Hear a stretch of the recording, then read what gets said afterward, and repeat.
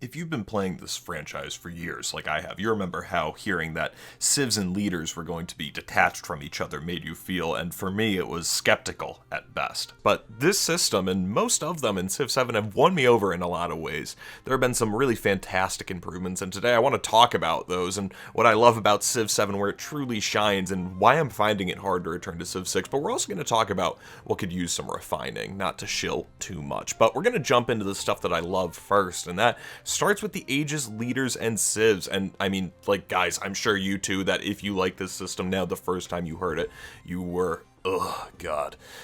I certainly was, because leaders being detached from civilizations, it does still a little bit feel kind of weird, but honestly, it really didn't take long for this system to win me over, because while it's jarring from an immersion standpoint, the way that the civs evolve over time opens up gameplay opportunities that we have never had before. Instead of being locked into like the one civ's historical strengths, your national focus can really shift meaningfully between the ages. It's not just I'm gonna spam military units for the next 10 turns. Now you can really be a domination-focused civ early on, and it might pivot into a trade empire later, or a science powerhouse could become a cultural late-game victory. And once you get into the modern era, it really all comes to a head. Your choices throughout the game really pay off. The modern age also introduces one of the most dynamic and intensive war experiences Civ has ever have. If you're a dominant player by the modern age, and I don't mean dominant like military wise, like dominant as in like maybe you're a science powerhouse or an economic one, you're really on a runaway train to victory if you get to that point at the modern age, if you're a powerhouse at the modern age, and stopping you is going to take total warfare, and it's the same with any other player in the game. So it's really all coming to the head in the modern era, and that war system is easily one of the biggest improvements. The Army Commander system makes mobilization so much more smoother. Instead of like you're awkwardly marching a cluster of guys across the map and half of them are getting stuck on hills or rivers and some of them have got to like loop around a mountain a weird way, you can actually coordinate large-scale movements efficiently. Rail transport alone makes distant cities feel more connected than ever before, and that might obviously is something you don't get to the modern age, but again, in the modern age, it all just becomes so rewarding.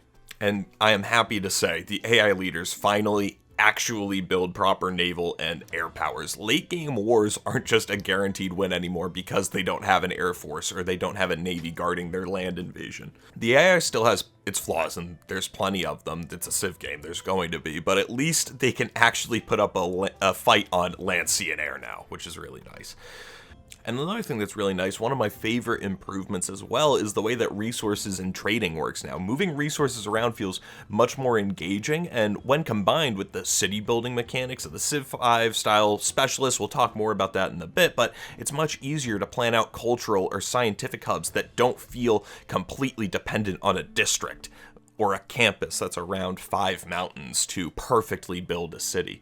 It's also a relief to not have to hunt down iron to build legions as Rome. Like, while the old system of resource getting iron to build like swordsmen or niter to build gunpowder units, it's a relief to not have to hunt that down, for example, iron to build legions as Rome. It was a much more quote-unquote realistic system technically in old versions, but in practice, it really wasn't. Resources in the real world were far more widespread than the single-tile deposits Civ used to force on us. If you had an empire that was as big as the empires or, 4 or 5 cities, you would never have an issue finding iron in the antiquity age to loop it into Civ 7. And the trading, guys, oh my lord, it actually matters now. It's not just a passive way to get gold or a couple extra yields. It's a legitimate diplomatic tool. Controlling trade routes and key resource hubs can make or break an empire, and that level of depth is exactly what trading has needed for years. And guys, if you're enjoying the video so far and you want more video game content, I would really appreciate a subscription. It's really helpful to a small channel like mine trying to get to 1,000 subscribers. But while we're mainly focused on Deadlock here, there's always going to be room for other games like we're doing today. But we'll get right back into it. The addition, though, guys, of towns adds an extra layer of depth to empire management, which I love this. Instead of every settlement requiring tile-by-tile micromanagement, towns can serve as specialized hubs for trade, production, and military purposes, or maybe they're just claiming a geographical area. They don't need to be settled in the perfect scientific or production yield location. They can exist for specific strategic needs. And this change makes expansion feel much more natural. Instead of racing to settle as many cities as possible, you can develop towns as connectors between major population centers. And to circle back a little bit to the empire building and the Civ 5 specialist kind of thing, the Civ 7 really borrows a lot from Civ 6, but applies it through the Civ 5 lens with the Civ 5 logic. Civ 5 style specialists are back, but they work alongside some really custom building placements, and the districts that they make are still here, but they feel much more flexible and forgiving because you can choose, do I want to put 2 production buildings on this tile, or do I want to put a production building and a science building on this tile?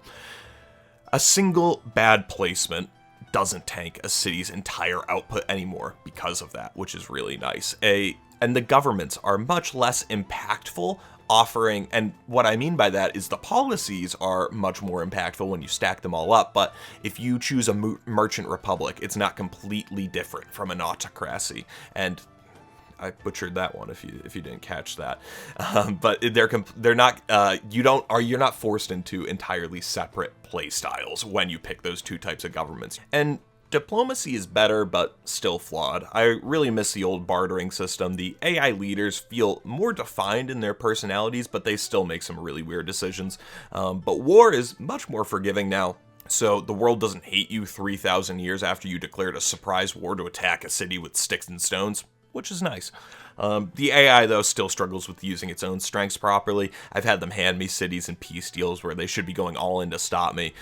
It's a step up from previous games, but it's still got a ways to go, guys. And another fantastic change here that I really love is the graphics. It is easily my favorite art style in the series. I was one of the people who played Civ 6 for a while with the Civ 5 graphics skin over top of it, and this is kind of what that's like, honestly, this game. The lighting, the environmental details, the architectural changes over time all add to the immersion. Seeing the cities evolve visually across the ages, it's a small touch, but it makes a huge difference. And even the things like the mountains, guys, being desert or tundra colored, make the world feel much more alive, which I really appreciate, as opposed to just being the gray mountains in the middle of a desert. We now have some desert cliffs, which is very, very cool.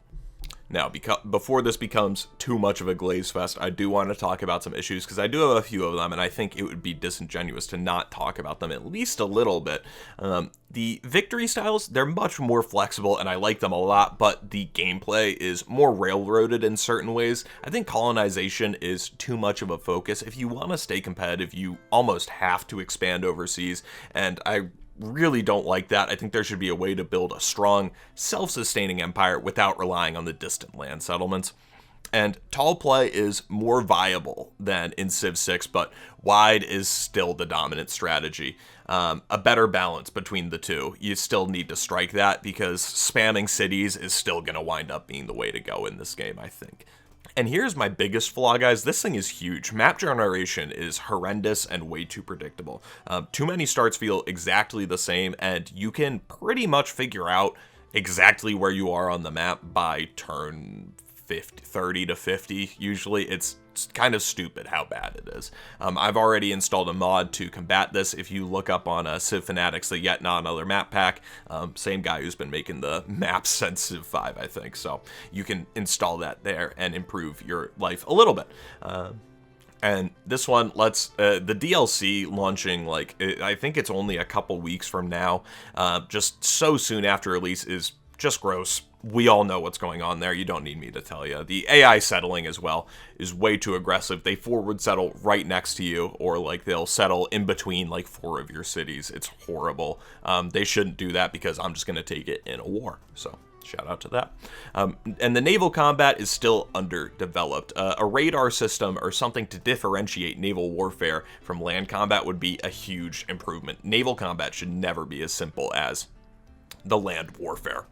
And finally, guys, I miss earning great people. I do like how some civs can train their own, but a classic system of competing for great scientists and generals add a layer of strategy that I do kind of wish was still there. And so, guys, to finish it off on a positive note, though, I love the mementos and the little the kind of player profiles that you can get to level up your profile over time in the single player games. I think it's really cool that they added in a little way to quote unquote grind Civ in single player. It's already got me trying going for a second game as Isabella instead of trying more leaders because I want to keep leveling up Isabella. And I think that's really cool that they've added in a system like that in Civ 7. And so that's where I'm at with Civ 7. It does a lot right, but some of the best improvements of the series that we've seen in years are really in Civ 7, but the areas that need refinement are just painfully obvious, which really stinks and is really what's holding this game back, is how painfully obvious and glaring those issues are. But what do you guys think? Are you enjoying Civ 7 so far, or are there some things that are holding it back for you? Are there things that we mentioned, or are we things that we haven't talked about today? Drop it in the comments, and I want to talk about it. I reply to as many comments as I can.